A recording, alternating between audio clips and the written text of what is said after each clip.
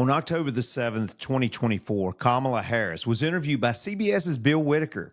And in the interview, he asked her, does she regret loosening the border policies to allow between 10 and 15 million people to come across the southern border of the United States? Would she do it again? Well, watch this video and you make your own decision.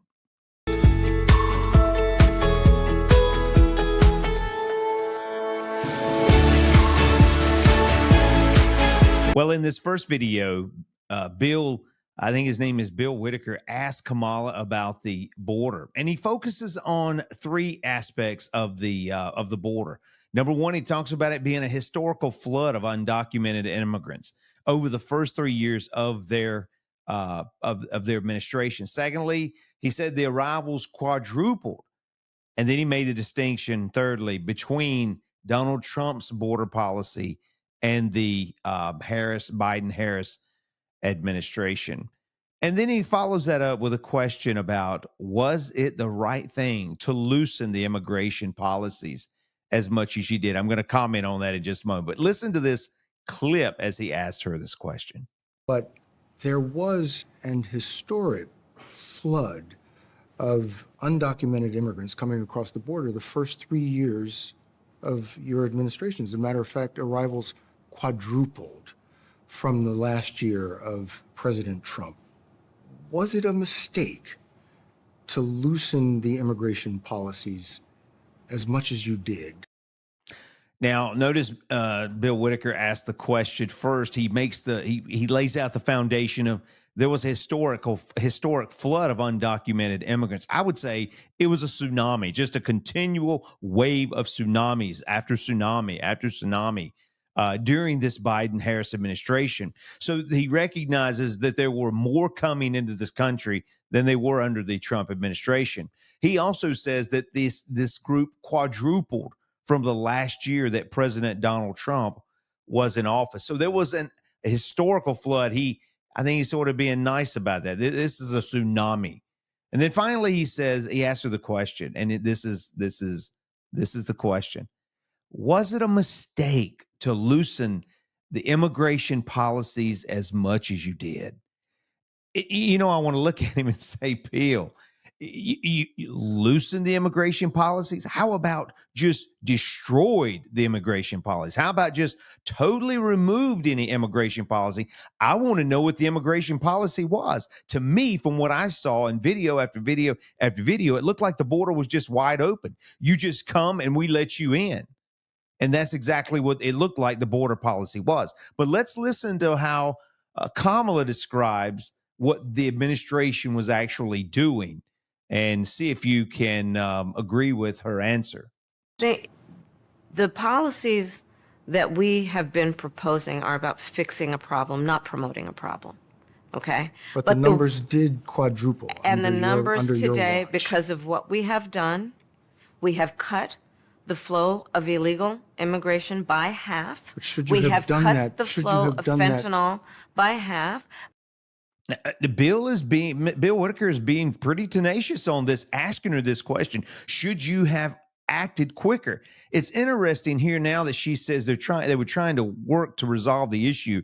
And I think in this video, the interview with her, she blames Congress about them not acting. And I agree, Congress should act. But the point is this: the Biden administration should have kept the Trump border policies so that you did not have those large waves of people coming through the border illegally. In fact, she uses the words exactly here. Let me see if I can back it up. Of illegal immigration by half.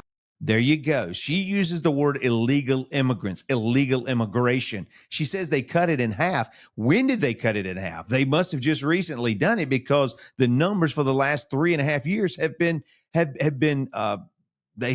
been huge. As he said, they've quadrupled since the Trump administration, since Donald Trump was in office. So why couldn't they do two things at the same time? Why couldn't they have come in when they were inaugurated into office? Why didn't they just keep the Trump policies? Why? And that way you would limit the amount of people that came in through the border. And number two, you could then be working with Congress to try to create this type of bill, some legislation, but they chose not to. They chose to, they say, work on the legislation, but then they opened the border, and the border was wide open. And that is evident. I've seen numbers of estimate between 10 and 12 million people, 10 and 12 million people who have entered this country illegally during this administration. And then you have to ask yourself this question: was it accidental or was it intentional?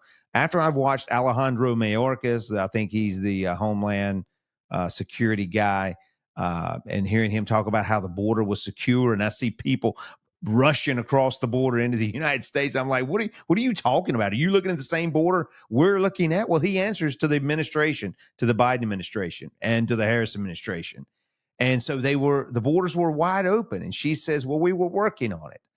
It's hard to believe that they were actually looking really for a resolution to this issue. Let me say this: when they let the people in coming across the border, they inundated cities like Chicago. They inundated cities like New York. They've inundated certain states with people who were placed in these areas, and this communities that they landed in were unable to sustain them. In fact, I remember here in Chicago, I remember hearing Eric Adams in New York complaining that they just didn't have the finances, the money to keep going on. And it's funny how they ended up, some of them ended up in Martha's Vineyard. I believe Ron DeSantis accommodated that and had them up there. And the people who complain about us, not about the people, the people in the United States and Texas and other states not wanting these immigrants, they were up there. They got them out of Martha's Vineyard really quick. I mean, I'm talking instantaneously. It was fast because they don't want them there. They don't mind if they're in your backyard. They don't mind if they come into your community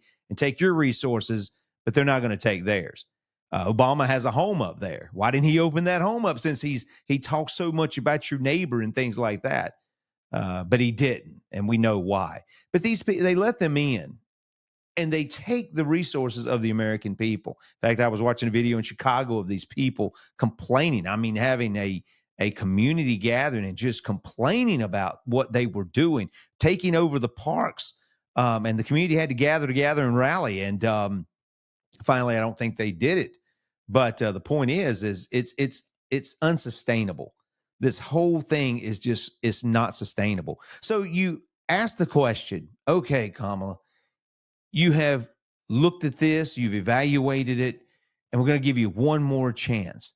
Would you have done something different on the border if you had the opportunity to? Let's listen to what she said. She appeared on The View, and one of the co-anchors, whatever they call them, asked her a question about about Biden's policies, and listen to how she answered. Well, if anything, would you have done something differently than President Biden during the past 4 years? There is not a thing that comes to mind in terms of, and I've been a part of most of the decisions that have had impact. So there you go. She was asked the question, is there anything that you would do differently? Nothing comes to her mind. So when asked about the border, what would she do? She would do nothing differently. It seems like she would continue with the same inflationary prices, your gas prices, your grocery prices, your energy prices. It just seems like you're going to get the same thing that you've had the last 3 years of struggling to pay for things if you elect her to the presidency. So I encourage you, as you go to vote this election season, consider this border issue as a major issue in the voting ring. And I hope that you will make the right vote, make the right decision. If you want 4 more years of what we've just had, vote for her. If you don't, then you have the other option of Donald Trump. Well, this is Alamance County Talks Politics. My name is Keith, and until next time, take care.